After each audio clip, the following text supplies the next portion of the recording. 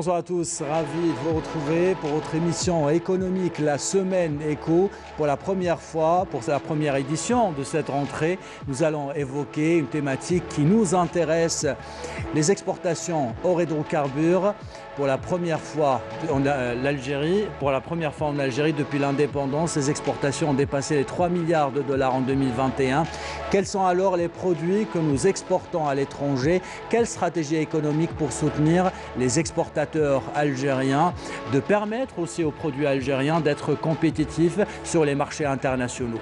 Sommes-nous sur la bonne voie pour sortir de cette dépendance dangereuse aux exportations des hydrocarbures? Quel rôle pour la diplomatie économique algérienne à l'étranger pour soutenir ces exportateurs? Exportation hors hydrocarbures. Quelle stratégie? C'est le titre que nous avons choisi pour cette émission. Et j'ai le plaisir de recevoir ce soir Ali Bey Nasri, président de l'Association nationale des exportateurs algériens. Merci d'avoir répondu à notre invitation. Monsieur Khaled Bouchlerem, vous êtes directeur général du commerce extérieur au ministère du Commerce et de la promotion des exportations. Merci d'être parmi nous. Et nous avons également le plaisir de recevoir Sami Agli, président de la Confédération algérienne du patronat citoyen.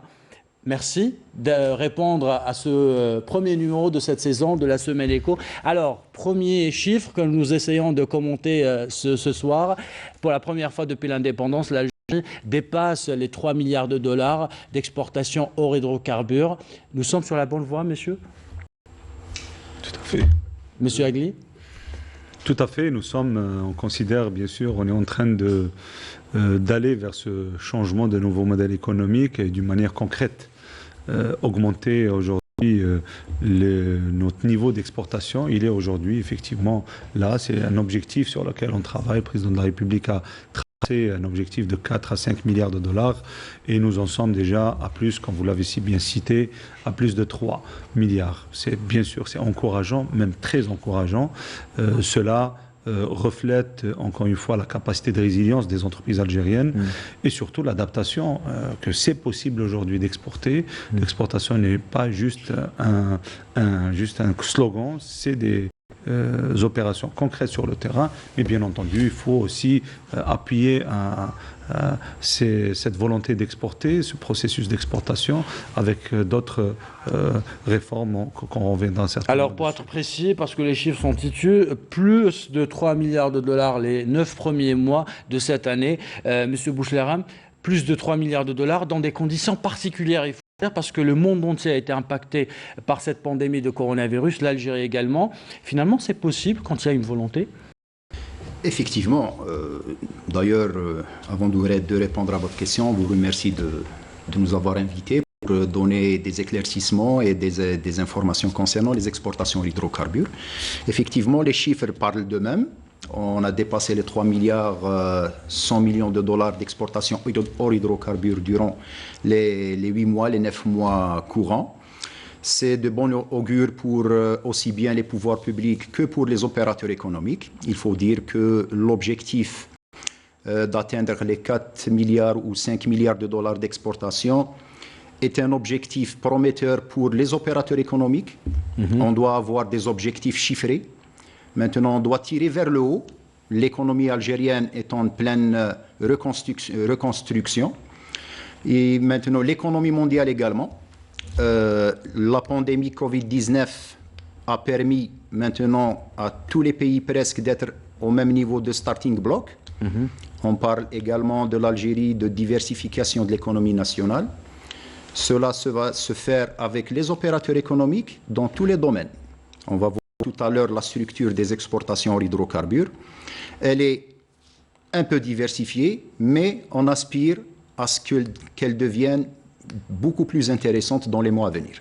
Ali Bey Nasri, M. Bouchlerem nous dit qu'il faut avoir des objectifs et tirer vers le haut.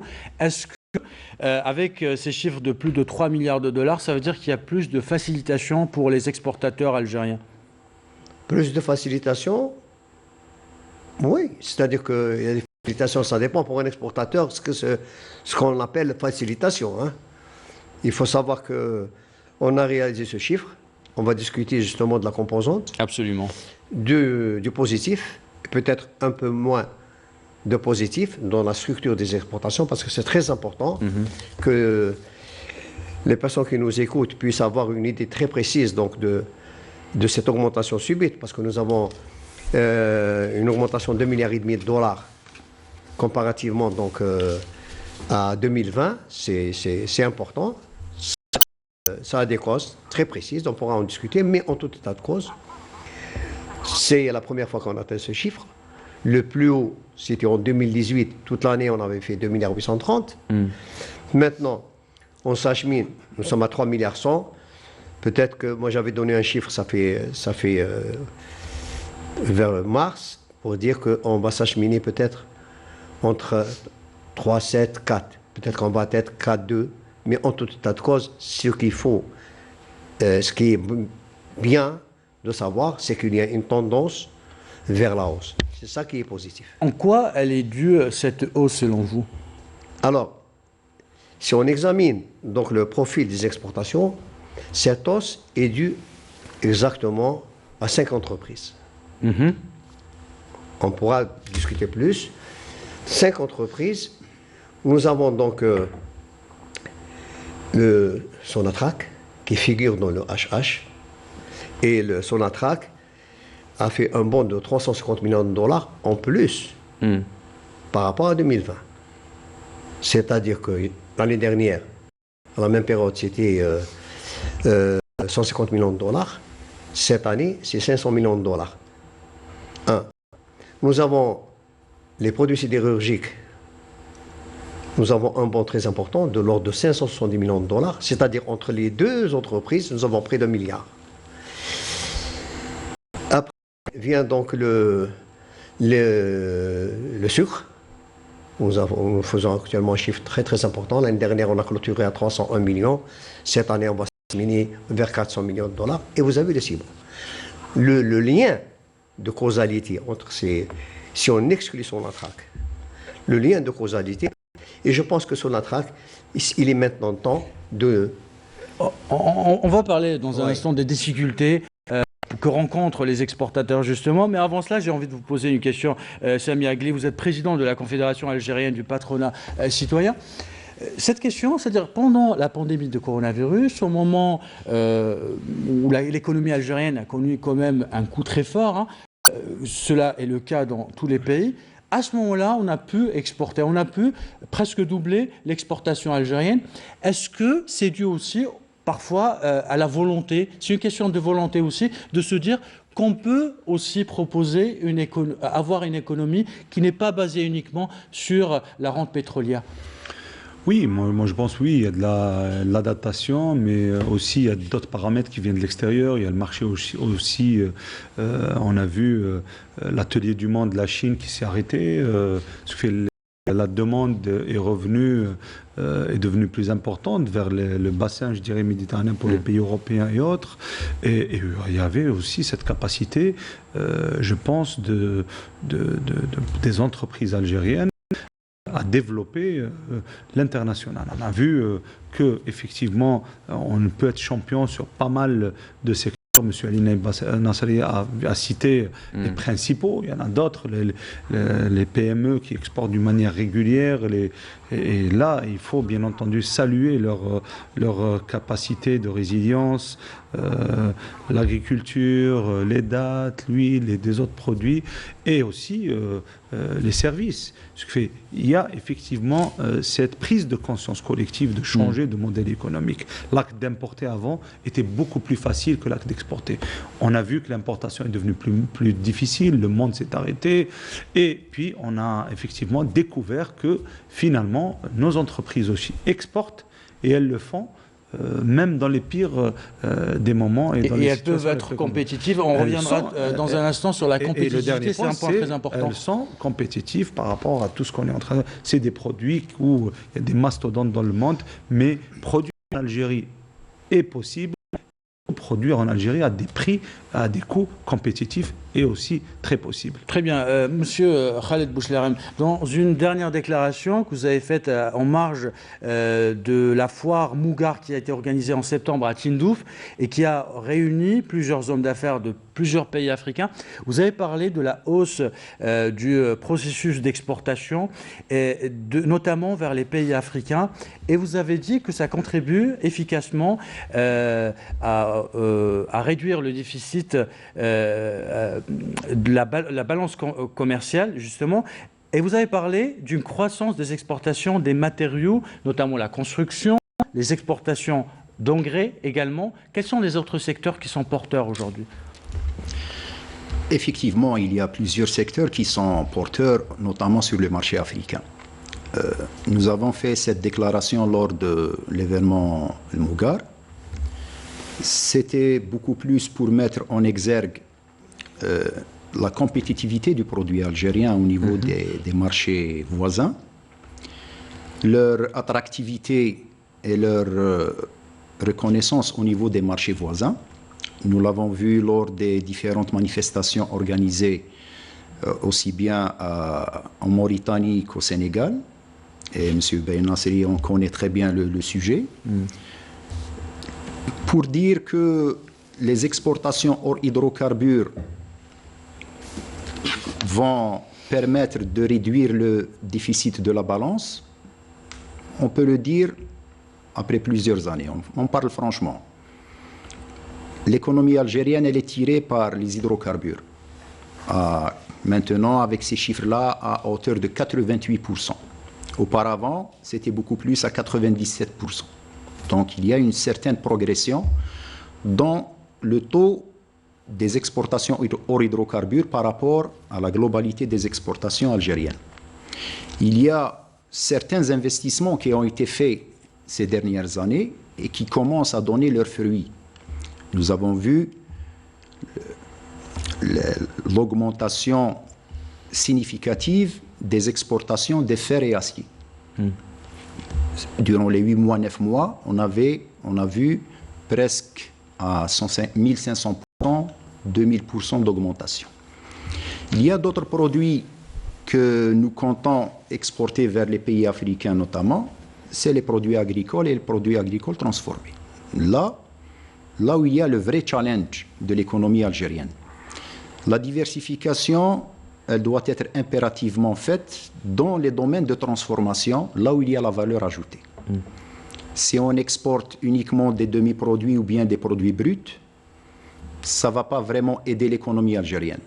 Nous, maintenant, également dans le cadre de l'ECAF, de la zone de libre-échange continentale africaine, il y a une certaine tendance à pousser les opérateurs économiques d'une manière globale africains à utiliser la matière première africaine en Afrique, la transformer en Afrique, la consommer en Afrique et l'exporter. Vous avez parlé de la ZLECAf, justement. On exporte vers quel pays aujourd'hui, majoritairement? Vers les pays africains, vers les pays voisins, et quel autre pays? Pour ce qui est des exportations algériennes vers le continent africain, il faut savoir que déjà, le commerce intra-africain, il est vraiment très faible.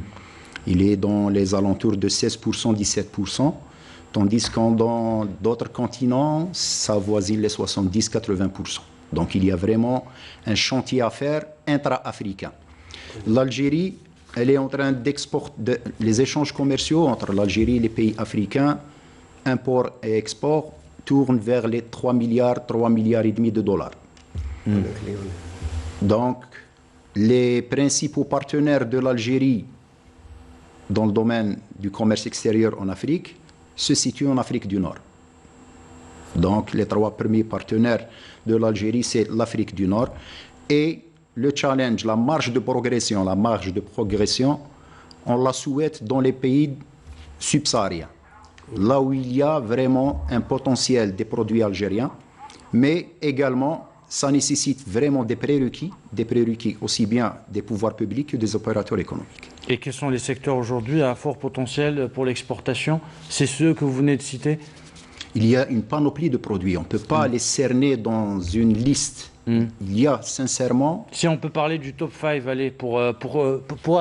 Je pense que M. Ben Nasser les a cités. Hein. Il y a les engrais avec une forte progression. Il y a les produits issus du sucre et sucreries. Il y a également les fers et aciers. Il y a quelques produits minéraux. Et là, je cite que si on les considère comme des produits hors hydrocarbures, c'est qu'il y a une certaine transformation, il y a une certaine valeur ajoutée. Ce n'est pas des produits bruts qu'on exporte tels quels. Et il y a les produits qu'on exporte, il y a des produits qu'il faut valoriser aujourd'hui, M. Nassali. Il est clair que je voudrais un peu revenir un peu sur les choses, sur la stratégie nationale des exportations, parce qu'on l'a complètement oublié, alors que c'est elle qui a posé donc le diagnostic de l'économie, et c'est elle qui a donné donc les orientations qui doivent être prises en charge par les autorités. Ça, on n'en parle pas, mais en tout cas, concernant l'Afrique, il faut savoir qu'on commercialise uniquement avec 17 pays africains, notamment ceux du Nord. L'Afrique subsaharienne, subsaharienne, il n'y a pratiquement pas de commerce. On est sur 54 pays, donc 17 uniquement nous connaissent quelque peu notre produit. L'Afrique, c'est quoi? L'Afrique, c'est des pays, si on exclut donc les poids lourds, Nigeria, Afrique du Sud, le Cameroun, un peu la Côte d'Ivoire, c'est des pays désindustrialisés. C'est-à-dire que toutes les industries manufacturières ont cette légitimité à aller vers l'exportation, vers ces pays-là, parce qu'il n'y a pas d'industrie. Maintenant, comment faire, comment y aller, ça c'est un autre débat. Donc la stratégie nationale a pris en compte cette donnée. Et M. Agli, comment faire justement pour encourager les exportateurs algériens à aller vers ces pays africains? Je cite une de vos interviews chez nos confrères de la presse nationale. Vous considérez la bureaucratie comme du terrorisme qu'il faut absolument combattre, car vous dites la bureaucratie menace la stabilité du pays et elle menace aussi cette volonté d'aller vers l'exportation. Merci pour votre question. Effectivement, quand on parle d'économie, en fait, l'économie reflète beaucoup de choses. Si un pays est fort, c'est que son économie est forte. C'est que sa monnaie est forte, c'est que ses entreprises sont fortes. Et aujourd'hui, la question de l'export, ou comment accompagner ou développer ou permettre à ce que les entreprises exportent plus ou se développent plus, elle est bien sûr subordonnée à tout un climat des affaires. Aujourd'hui, le climat des affaires, quand on parle de bureaucratie, qui aujourd'hui, effectivement, c'est un grand frein aujourd'hui, c'est un danger pour le futur. Quelque part, aujourd'hui, il n'est pas permis que ce temps, je dirais, de création de richesse soit lent, soit très lent. Et ce temps, pour rappel, il revient très cher au Trésor d'une manière générale. On parle aujourd'hui d'export, mais en l'export, et ça, je reprends ce que dit notre aîné, M. Ali Ben Nasser, sur l'export, l'export est intimement lié au niveau des investissements. Est intimement lié. On ne peut aujourd'hui, tout ce qui a été développé aujourd'hui, voir qu'il y a eu des investissements qui ont été faits juste avant. C'est pour ça qu'on parle à 2000%, à 1500% de développement, parce qu'il y a eu un investissement massif. C'est que l'investissement aujourd'hui est la vraie locomotive de la stratégie nouvelle ou ce nouveau modèle économique. Il faut investir. Quand on dit investissement, réussite de l'investissement, élever les niveaux d'investissement, c'est qu'on a répondu à cet assainissement du climat des affaires, sur la question de la bureaucratie, sur la question du temps de l'administration, au temps de création de richesses, sur cette question de la loi mère, qui est la loi régissant la banque, de manière générale, la loi bancaire aujourd'hui, notamment le règlement 1404, on va l'évoquer avec M. Dans sa globalité, une réforme aujourd'hui bancaire est indispensable, est un préalable à tout ce qui va être porté à l'avenir. Mais la question de l'export aujourd'hui, ce n'est pas un choix, ce n'est pas juste une décision politique ou une décision d'un chef d'entreprise, c'est une vision à mettre en place. Exporter aujourd'hui, c'est effectivement un accompagnement de bout en bout. Aujourd'hui, la question de l'export est indispensable, un, et deux, surtout, elle est subordonnée, je l'ai dit, à tout un assainissement. La question d'accompagner l'exportateur à l'international à travers des disons, la question de la rétrocession, ou je dirais les devises qui sont générées par l'activité d'export, comment ces devises-là sont mises à disposition pour permettre à l'exportateur de développer encore davantage l'export. Et je dirais tout simplement l'accompagnement d'une manière réaliste. Aujourd'hui, la concurrence, elle est terrible entre pays. On a vu le Covid, ce qu'il a imposé et ce qui a surtout dévoilé comme concurrence féroce entre les pays. Alors, M. Agli, vous avez parlé de confiance et c'est un élément central dans l'investissement, dans l'exportation. Plus que la confiance, comment on fait aujourd'hui? Qu'est-ce qui nous manque pour installer un vrai climat d'investissement en Algérie? Quel est le maillon faible aujourd'hui, M. Bouchlera? Il n'y a pas de maillon faible, il y a une chaîne. Et toute cette chaîne, elle est liée entre elles. Il y a des anneaux qui sont liés, il y a des efforts qui doivent être consentis par les pouvoirs publics, parce que maintenant, il y a une réalité économique qu'on ne peut pas cacher. Tout le monde est conscient des challenges qui font face à l'Algérie. Comme a dit M. Agli, il faut avoir une économie forte pour faire face à tous ces défis. Nous, au ministère du Commerce et à la promotion des exportations, on fait de notre possible et de notre mieux pour restaurer la confiance avec les opérateurs économiques. Il y a des canaux de communication avec les opérateurs, avec les filières, avec les organisations patronales. On fait de sorte que les nouvelles mesures ou bien la nouvelle tendance qui vise l'exportation de l'hydrocarbure soit maturée avec les principaux acteurs, aussi bien les opérateurs économiques que les pouvoirs publics, parce que il y a eu auparavant plusieurs réunions de coordination entre les secteurs concernés. Il y a eu plusieurs réunions avec les opérateurs de les filières. Maintenant, c'est le moment d'agir. Cette action doit être ponctuée par des faits palpables. On sait que l'opérateur économique actuellement, on a marre des discours. Il cherche le gain. Et justement, Ça. Et on veut aussi aller vite dans un secteur qui est en pleine mutation, où il faut absolument, vous avez parlé, M. Agli, de concurrence aussi, parfois, et c'est une question que j'ai envie de vous poser à vous tous, parfois on a l'impression que ça ne va pas assez vite, que entre une décision et son application, il se passe beaucoup de temps, et puis le marché ne donne pas justement de temps pour se lancer dans des marchés concurrentiels. J'ai appelé ça le temps administratif et le temps économique. Et ça fait plus de 5 ans. C'est quoi? Nous sommes, et c'est une palissade de dire que nous sommes à l'ère donc de la vitesse lumière, mais nous, on ne mesure pas le temps. Le temps, donc c'est ça. Quand Samy parle de bureaucratie, quand Samy parle de bureaucratie, c'est quoi? La bureaucratie, elle a un visage. Elle a des noms. Elle a des ministères. Il y a des institutions. Donc, on demande à l'entreprise d'être performante, mais l'administration, on ne lui exige pas une performance. Il n'y a pas de performance institutionnelle. Et tout le drame était à ce niveau-là. Les gens qui décident, ils sont quelque part dans les administrations, ils font des interprétations qui leur sont propres et qui ne vont pas dans le sens de l'intérêt, disons, supérieur du pays. Vous partagez cette analyse, monsieur? Oui, en fait, on n'est pas là pour faire peut-être un procès d'intention ou un jugement général, pas du tout. Il y a du bon et je suis complètement aligné avec ce que dit mon ami Alina Salibey sur que les institutions, il y a du bon, il y a du mauvais, mais il y a surtout cette question aujourd'hui de temps. Aujourd'hui, le temps, c'est notre allié et notre pire ennemi. Absolument. En même temps. Je partage totalement la vision. C'est une vision réaliste.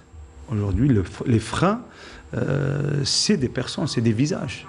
Ce n'est pas une institution complète qui freine. Mais parfois, on trouve effectivement une incompréhension sur la non-application des décisions qui sont claires. Le cap est donné, la vision est claire au plus haut niveau de l'État, et cette incompréhension et cette même frustration parfois de ne pas voir cette volonté s'appliquer. Alors on voit votre activité, M. Agli, notamment sur les réseaux sociaux. Vous faites le tour de l'Algérie à la rencontre de partenaires aussi, d'hommes d'affaires, importateurs. Est-ce que vous pourriez nous donner maintenant, nous citer deux exemples, par exemple, de freins qui sont peut-être évidents, qui sont à relever pour peut-être interpeller aussi M. Bouchleren pour dire ça, on ne peut pas continuer comme ça. Écoutez, les deux freins, peut-être un frein majeur aujourd'hui, et là, ce n'est pas forcément l'exportation, c'est l'investissement. La question du foncier aujourd'hui qui est posée, elle est incompréhensible. On salue les efforts qui sont aujourd'hui engagés pour régler. Je sais, nous avons eu des informations que la question est pratiquement résolue à travers un office national du foncier industriel. Nous saluons ça. Mais juste pour rappel que son foncier est bloqué depuis début 2020. On a perdu une année. Là, on revient à la question du temps. La question du temps aujourd'hui s'impose. Deuxième exemple, l'instabilité parfois ou l'incompréhension ou la mal-interprétation des textes, où le texte est parfois clair par l'institution qui le fait sortir, mais à des échelles plus bas, parfois, le texte a une autre interprétation. Tout ça, encore une fois, est répulsif à l'investissement d'une manière générale. Ce n'est pas avec ça qu'on va réussir. On salue encore une fois qu'il y a une prise de conscience collective sur la question économique. Toute administration aujourd'hui doit raisonner économiquement. Alors, Monsieur Bouchleren, Monsieur Nasri disait aussi dans une de ses dernières déclarations que parfois, même les directives du président de la République ne sont pas appliquées sur le terrain. Est-ce qu'il n'y a pas là parfois, on a le sentiment, nous on est à l'extérieur, mais on sent que parfois il y a un manque de coordination entre les différents ministères? Effectivement, nous aussi, au sein de l'administration, on le sent. Il y a des directives claires, mais il y a plusieurs interprétations. On ne le cache pas. Mais il faut dire que, avec la nouvelle tendance, c'est la démocratisation des exportations hydrocarbures. Il y a un autre niveau de challenge, je parle toujours de challenge, c'est celui des mentalités et de la culture. Ça fait presque 40 ans que l'économie algérienne est une économie entière. C'était ancré dans les pratiques de l'administration d'une manière générale. Mais maintenant, avec les nouveaux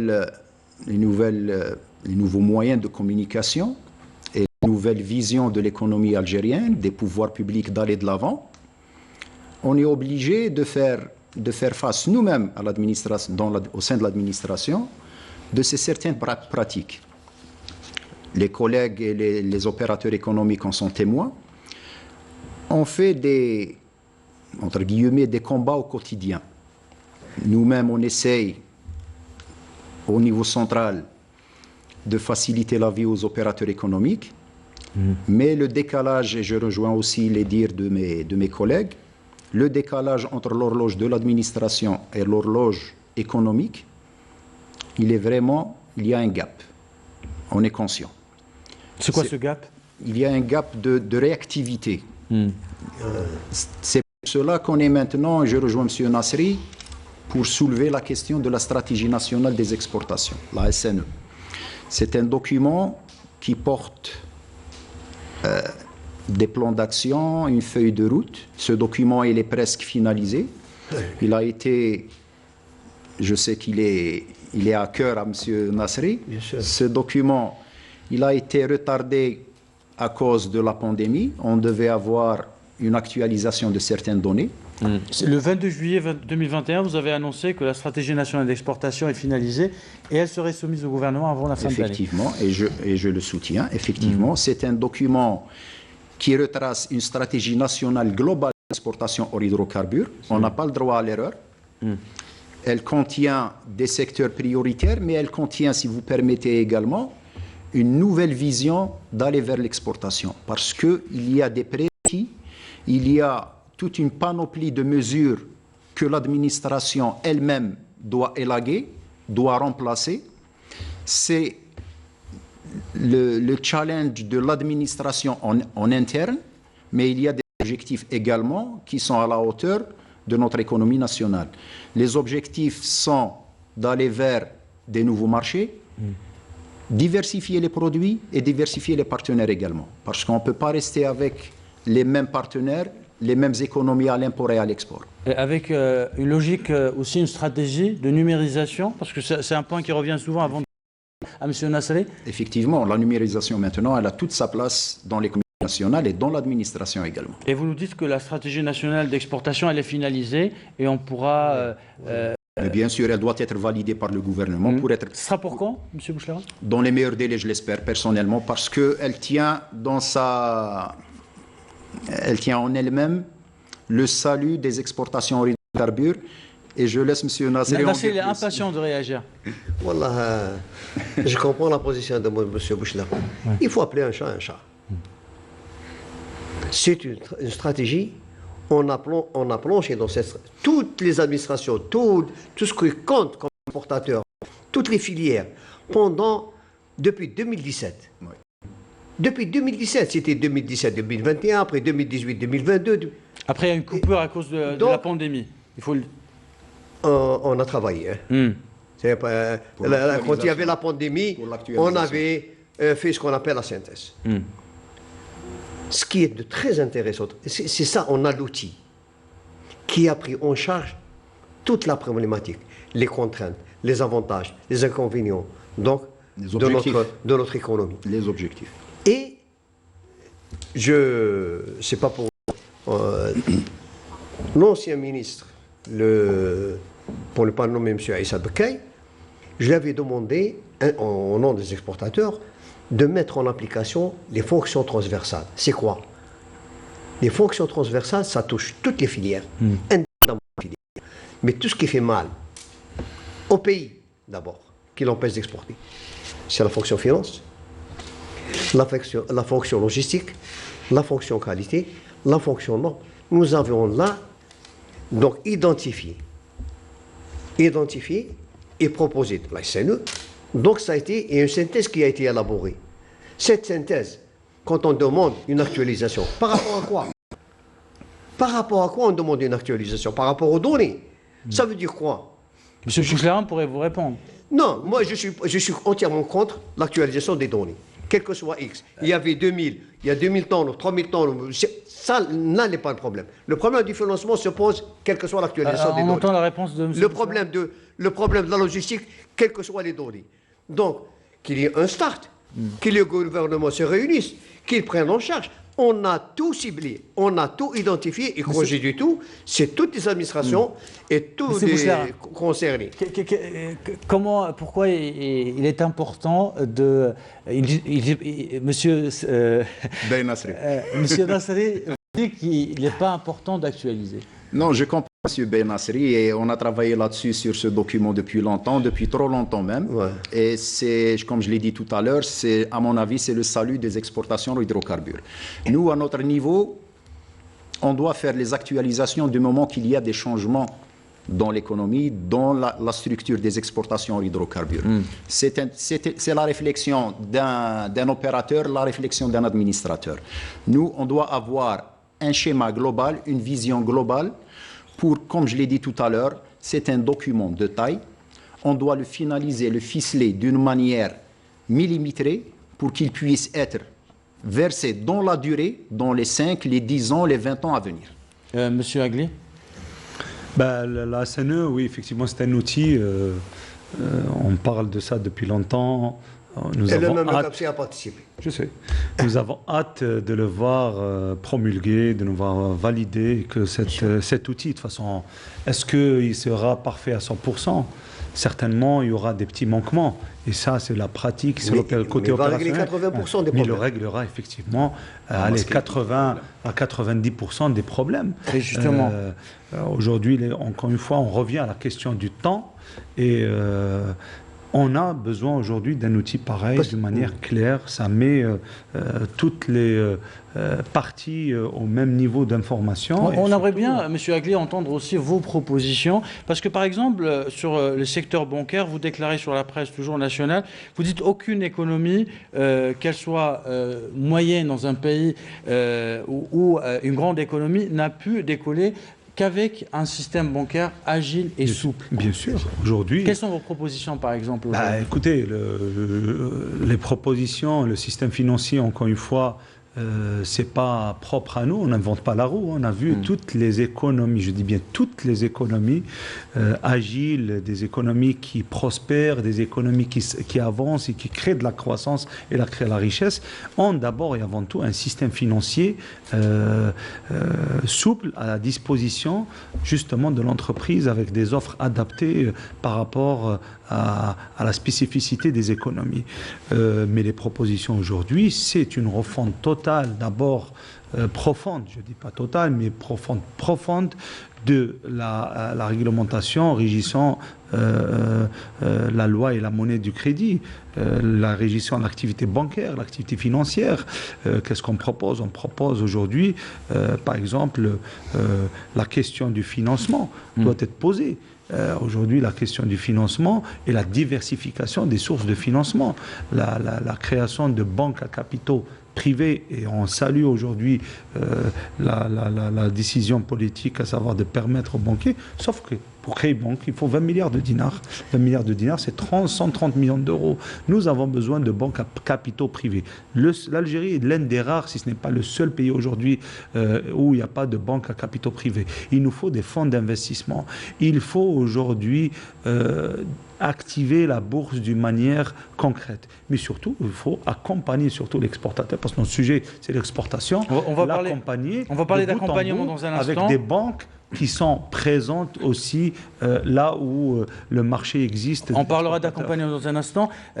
Vous avez parlé de loi et de règlement. Je reviens vers vous, M. Nasri. Vous parlez souvent dans vos déclarations du règlement 1404 qui plombe un peu, qui met des bâtons dans les roues, vous le dites, aux exportateurs algériens. Qui plombe pas un peu, qui plombe beaucoup. C'est 99%. Si on examine, qu'est-ce que c'est ce règlement? D'abord, c'est un règlement qui, pour moi, est un frein très important, un frein majeur à l'internationalisation des entreprises algériennes à l'étranger. Les responsables en charge de la réglementation d'échange, moi, je ne voudrais pas...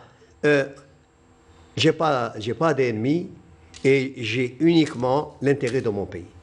Ce qui doit tous nous motiver, tous nous mobiliser. Parce que nous sommes, il ne faut pas se voir entre nous, il faut voir qu'on va mener une guerre maintenant qu'on est visible. Un exemple, nous exportons de l'acier, on va avoir des concurrents, des retours de manivelle. Parce que, pourquoi actuellement il n'y a pas beaucoup d'attaques contre l'Algérie? Parce qu'on exporte très peu. Maintenant, quand on va développer, nous sommes actuellement dans on va aller vers une guerre commerciale. Une guerre de concurrence dans beaucoup de pays, et notamment en Afrique. Donc, pour aller en guerre, il faut tous se mobiliser. Ce n'est pas l'affaire de notre association ou du CAPC. Il faut tous se mobiliser sur un point. Quel est l'intérêt du pays? Et l'intérêt du pays, c'est d'avoir de la devise. La dernière déclaration du président de la République a repris exactement ce que j'ai proposé le 9 septembre 2020. C'est quoi? Le partage de la valeur ajoutée avec l'exportateur. On a fait des propositions, parce qu'on va revenir sur le dernier règlement 06-2021, mais en toute atroce. Pourquoi on empêche les entreprises algériennes à aller vers l'international, acquérir une expérience, mais surtout garantir les paiements, développer leur réseau commercial? C'est une pratique universelle.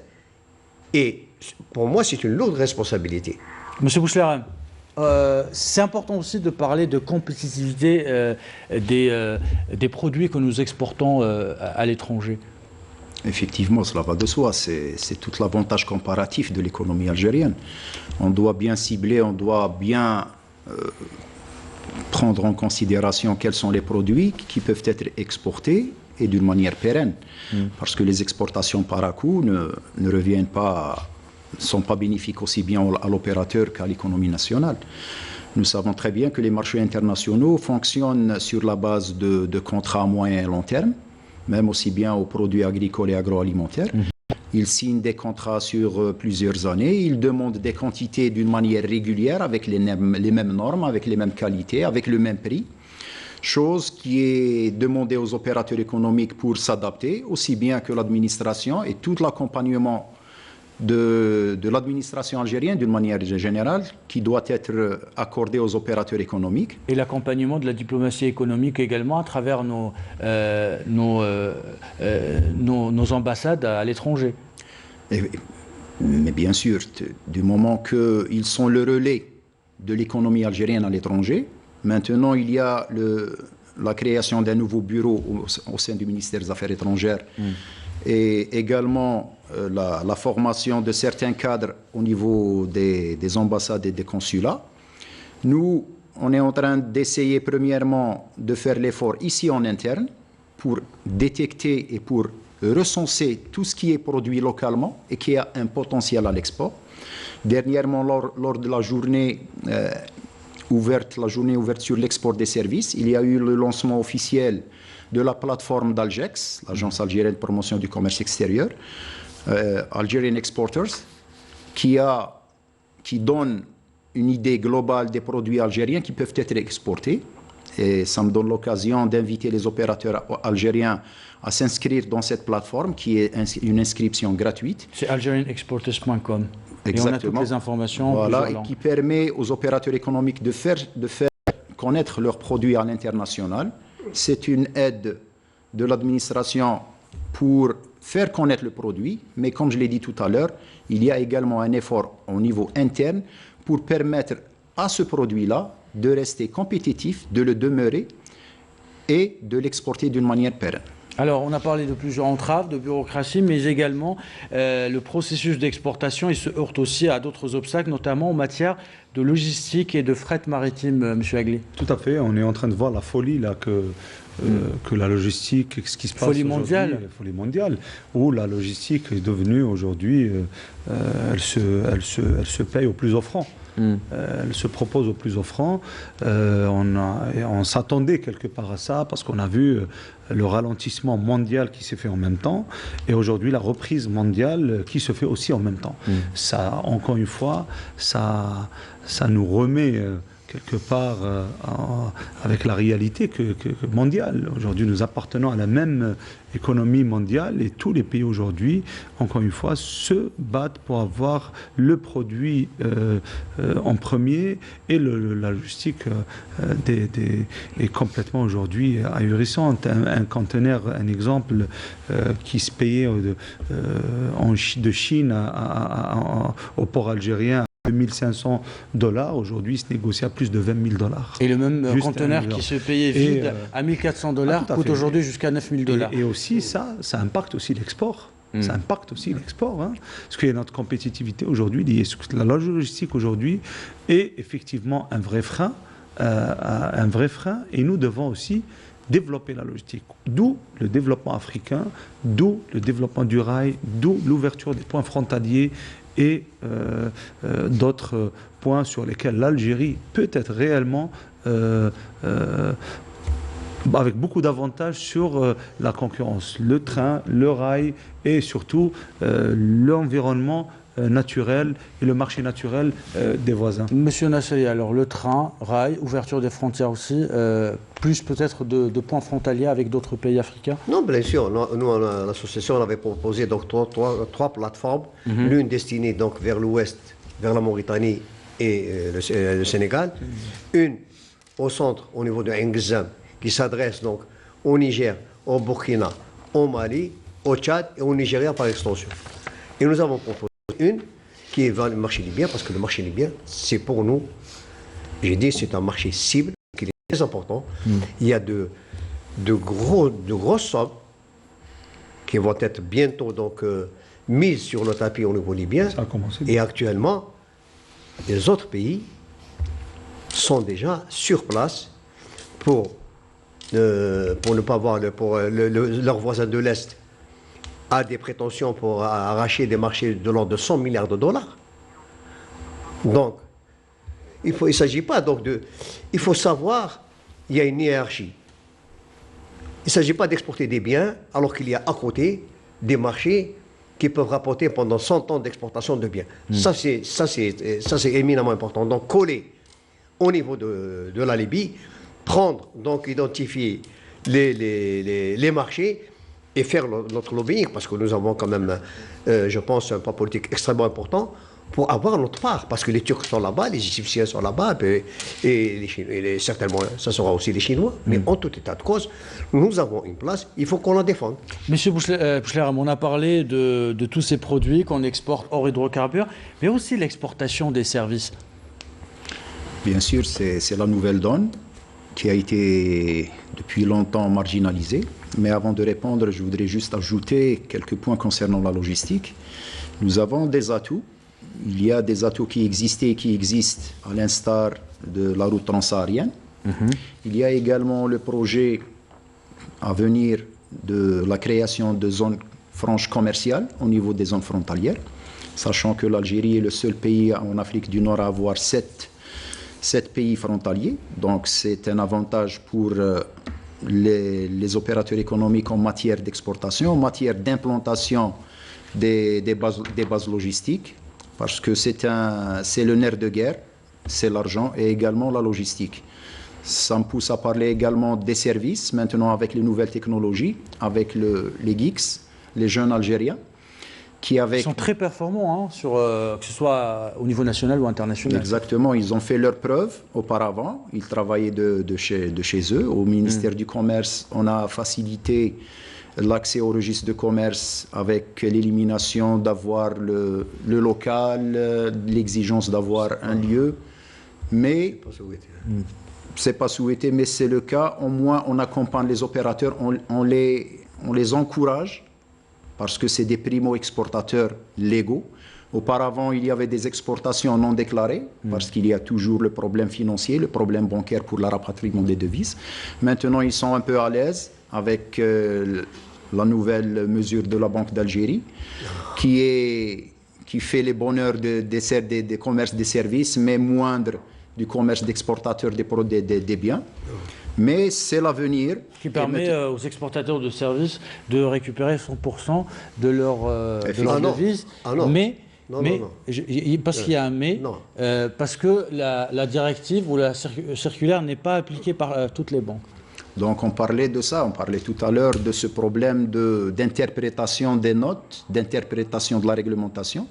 Mais chose est sûre, maintenant, ça se bouscule.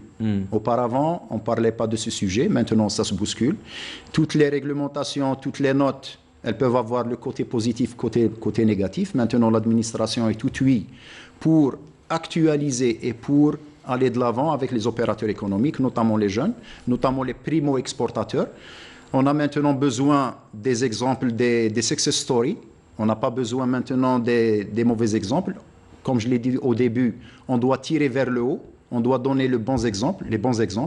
On doit donner un discours positif parce que les opérateurs économiques, avec toutes les difficultés qu'ils subissent, ont pu exporter presque 3 milliards d'exportations hors hydrocarbures durant les 9 mois et on les encourage à aller de l'avant. Monsieur Nasseri, je vous donne la parole. Oui. D'abord la catégorisation. Discours positif, moi je suis pour un discours réaliste. On voit le profil des exportateurs. Nous avons 5 qui réalisent 75%. Nous avons 17 qui réalisent 9%. Et nous avons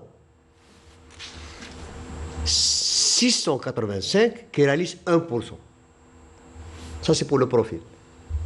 D'où l'intérêt. Alors, l'exportateur de services. Quand vous dites, vous avez 100%, et 80%, c'est pour la matière première. Vous importez votre matière première. Quel exportateur de services importe de la matière première? Il parle de personnel non commerçant. Si vous lui donnez un registre de commerce, il sera dans l'obligation d'avoir une domiciliation et d'avoir ça. Là, vous parlez du communiqué de la Banque d'Algérie qui date du 28 juillet 2021. Oui, du juin. 28 juin. La 2021, règlement. Il dit, donc on fait une annonce 100%. Donc ça a un effet, un effet de manche, comme on dit. Et on pense que les exportateurs, c'est ce qui m'a été dit. Ben, les exportateurs, c'est bien, vous avez 100%. Non. Moi, je suis un trader. Moi, je n'importe pas. Nous avons, le ministre du Commerce a dit que nous avons 3400 exportateurs. OK.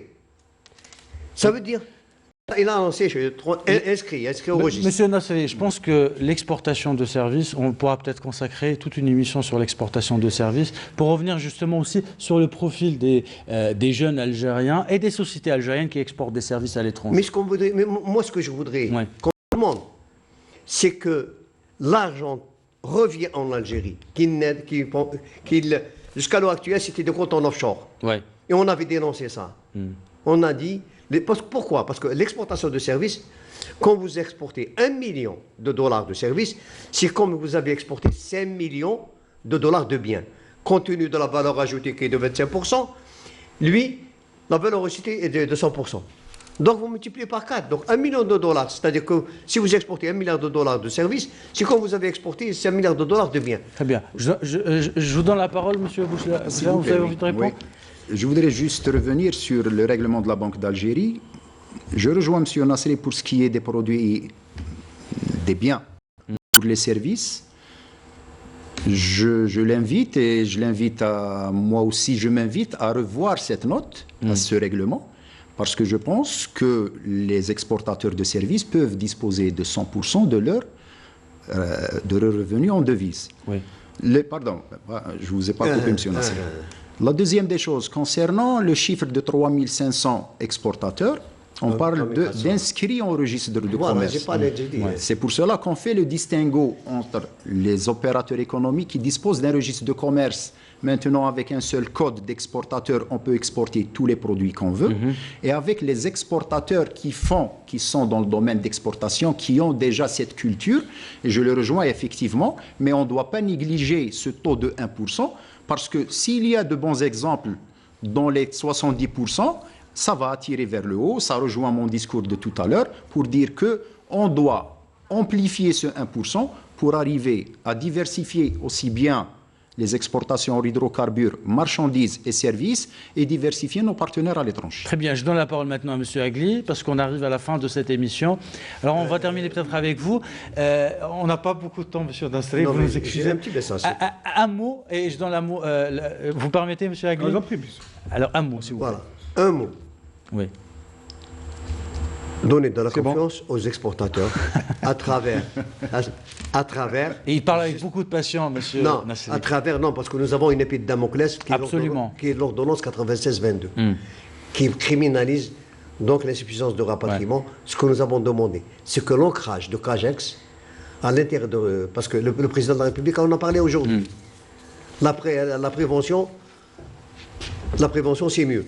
Ce que nous demandons, c'est que cette ordonnance 96-22 prenne en charge l'assurance de CAGEX et que les exportateurs soient rassurés. Très bien.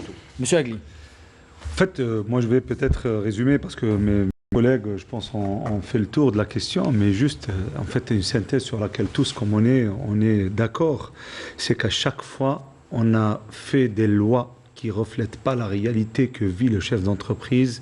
On se retrouve avec un informel qui se renforce et qui est aujourd'hui en très bonne santé financière. Le président a parlé d'un informel de l'ordre de 90 milliards de dollars.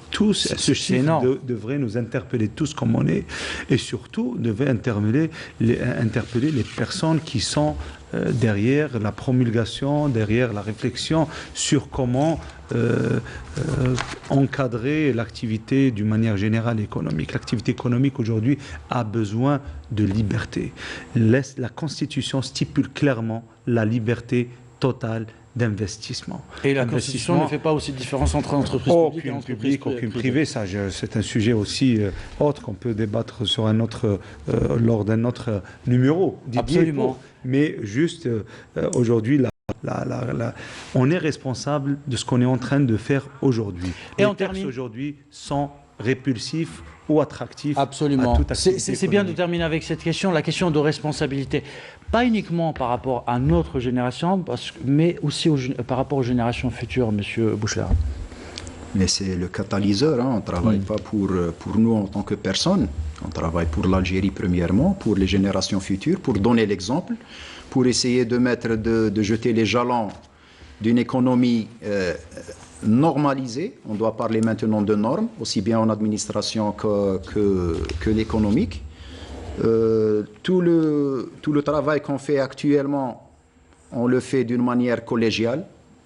Et je salue les opérateurs économiques qui font de leur mieux et qu'avec cette abnégation. Et je terminerai par dire que essayons en œuvre pour donner un brin d'optimisme à notre réalité. On termine cette émission avec ce brin d'optimisme. Merci à tous les trois d'avoir répondu à notre invitation. Sami Agli, vous êtes président de la Confédération algérienne du patronat citoyen. Khaled Bouchlera, vous êtes directeur général du commerce extérieur au ministère du Commerce et de la promotion des exportations. Ali Bey Nasri, président de l'Association nationale des exportateurs algériens. Merci à vous de nous avoir suivis. On se retrouve la semaine prochaine avec un autre thème de la Semaine Éco. Belle soirée.